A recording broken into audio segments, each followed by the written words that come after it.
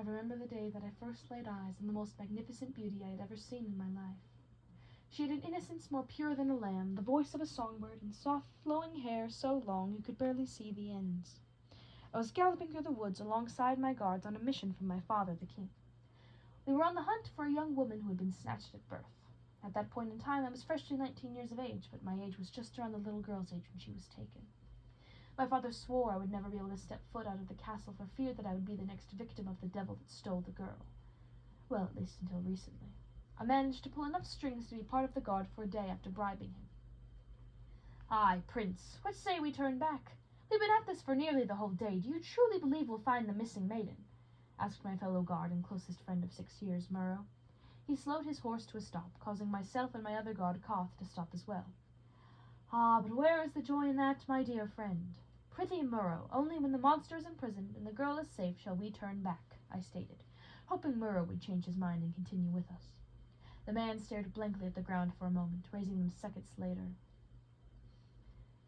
"My prince, I fear this adventure is rather desultory. We had no prior preparation and no inkling on what to be on the look for.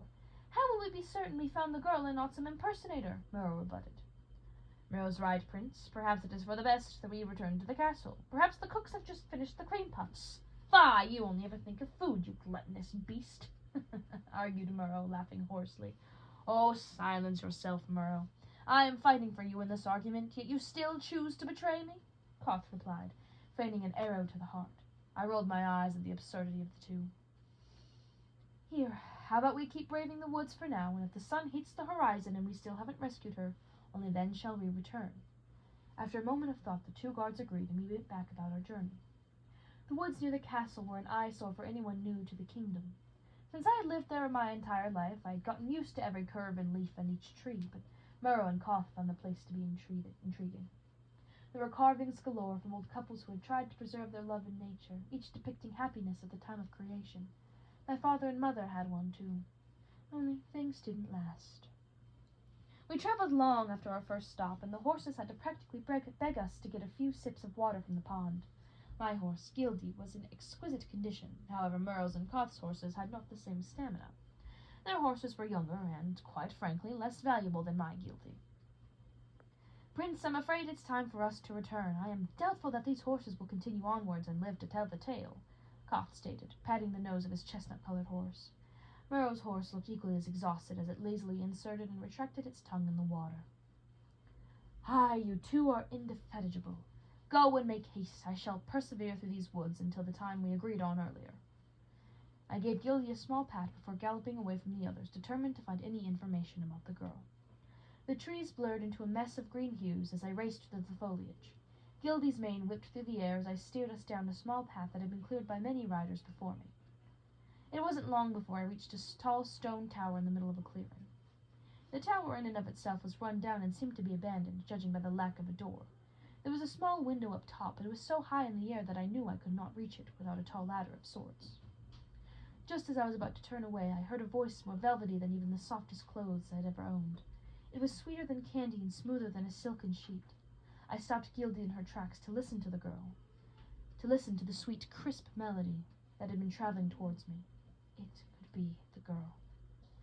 I hopped off Gildy and began walking up towards the tower before I spotted a woman climbing to the foot of the tower. She stared longingly before saying, "Rapunzel, Rapunzel, let down your hair." Long golden tresses fell to the bottom of the tower, and I watched as the woman climbed eagerly to the window-sill. It was then and there that I vowed to myself that I would return next morrow's eve and make the owner of that voice my wife.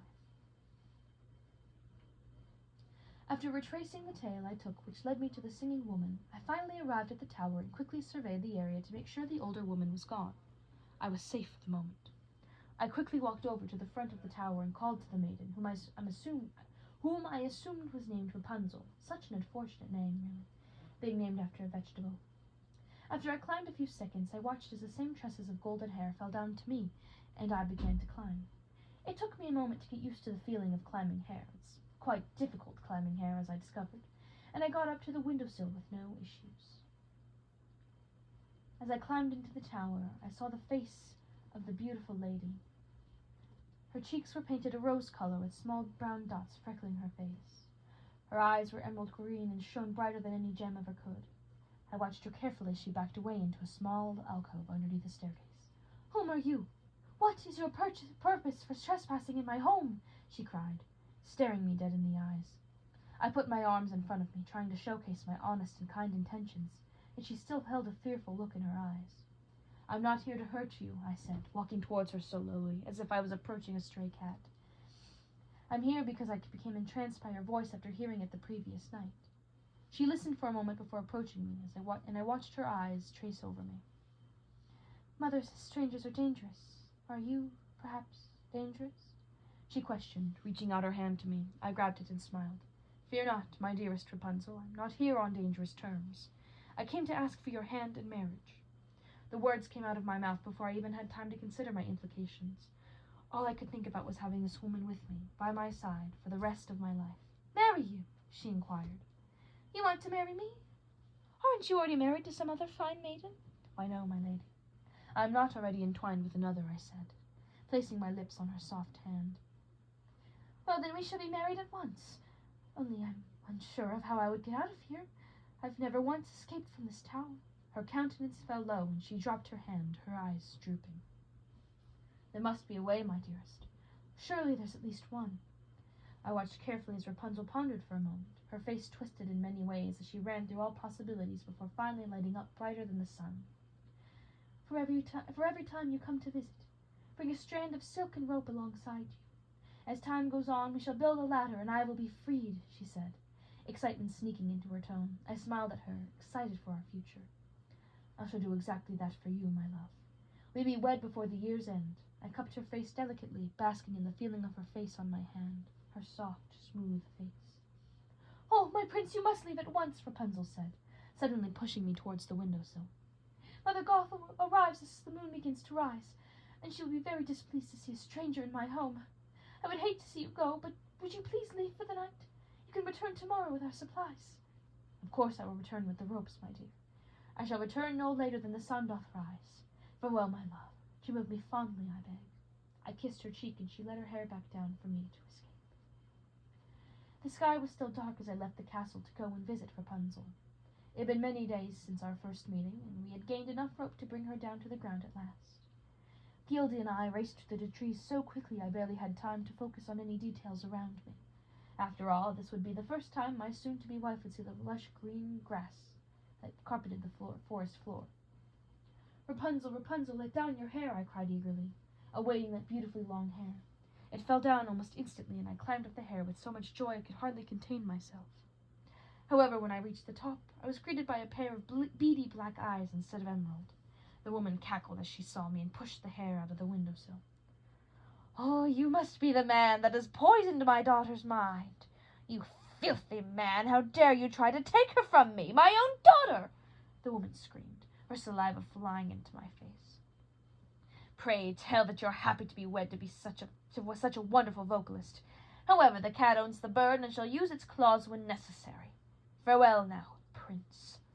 The woman dropped the hair, and I fell through the air before landing in a bramble thicket. Even though I had arrived as soon as the sun rose, I could not see a single thing around me. The world was inky and clouded. There were no details or colors or anything. I lay there for many, many moments before hearing a loud thud and various cracks, none of which sounded good. I listened and listened, only to hear the voice of my beloved call for me. "My prince, my dear prince, where have you run off to? Are you hurt, my prince?" she cried in agony for minutes on end. I tried to call to her, but it was no use. I couldn't see anything. "My prince, oh my dear prince, what has happened to you?" Rapunzel said, her voice softening as she found me and rushed to my side. "I cannot see, my love. My eyes, they were hurt. I cannot see your ethereal face for as long as I shall live." Tears escaped my eyes as I thought about her face, conjuring the faint memories in my mind. Forever to be young, I shall never see my wife as she gets old alongside me. I felt a pair of arms wrap around my body, and tears dropped all over my neck. It only took moments for my eyes to become focused, giving the world color and detail once more. "My love," I cried, "I can see. Your tears are magic. They have saved me." "I would go to the ends of the universe to save you, my prince. You aided me in escaping imprisonment and brought me into a utopia. This is the least I could do."